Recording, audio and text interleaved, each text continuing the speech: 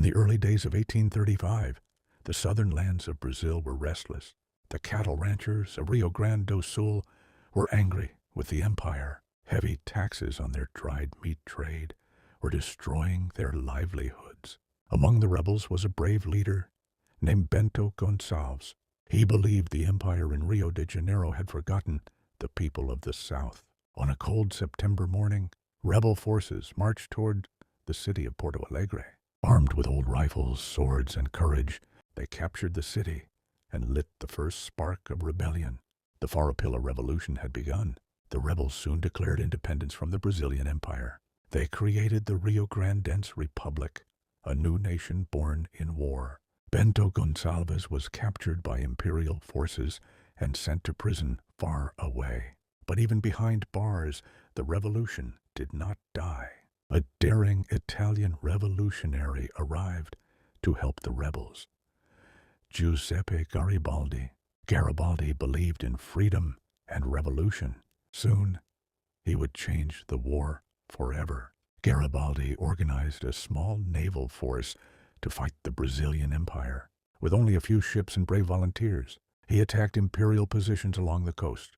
During the war, Garibaldi met a fearless young woman named Anita Garibaldi. She was not afraid of guns, horses, or battle. Together, Anita and Garibaldi fought side by side, becoming legends of the revolution. The rebels now had warriors willing to die for freedom. The war spread across the plains and hills of southern Brazil. Smoke rose from battlefields. Cavalry thundered across the pampas. Ranches were burned and cities changed hands many times. In 1839, the rebels captured the coastal city of Laguna and declared another republic there. For a moment, it seemed the empire might actually lose the South, but the imperial army was preparing a powerful response. The Brazilian Empire sent one of its best commanders, Luiz Alves de Lima e Silva. He was calm, patient, and strategic. Instead of rushing into battle, Caxias slowly weakened the rebels. He cut their supplies, negotiated with local leaders, and divided their forces. The Farroupilha fighters were brave, but they were tired and poorly equipped. The war began to turn. Years passed. The revolution dragged on. Many rebels had no uniforms. Some had no shoes. Food became scarce. Families suffered. Still, they refused to surrender. They believed they were fighting for dignity and freedom, but the empire was growing stronger, while the rebels were growing weaker. The end of the war was coming.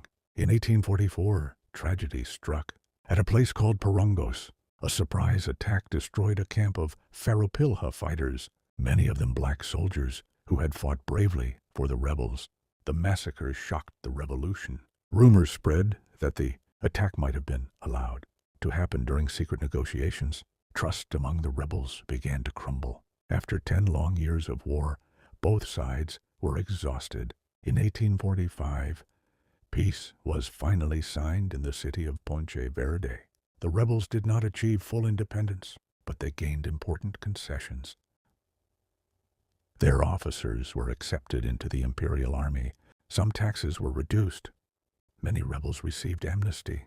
The Farroupilha Revolution ended, but in the south of Brazil, the story of the Ragamuffin War would never be forgotten. Even today, the spirit of the Farroupilhas lives on in the culture, traditions, and pride of southern Brazil. After the Ragamuffin War ended in 1845, the south of Brazil slowly returned to peace. The war had lasted 10 long years, leaving scars across the lands of Rio Grande do Sul. Today, the battlefields are quiet. The places where soldiers once fought with horses, rifles, and swords are now peaceful plains, farms, and growing cities.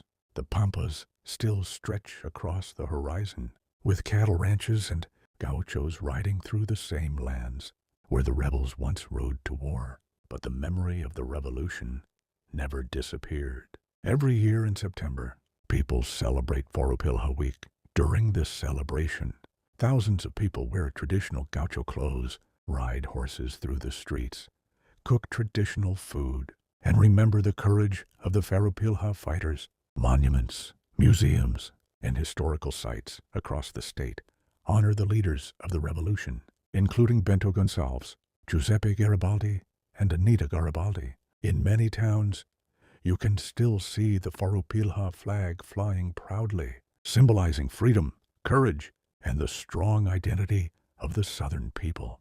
The war may have ended in 1845, but the spirit of the Farroupilha still lives today in the traditions, culture, and pride of the people of southern Brazil.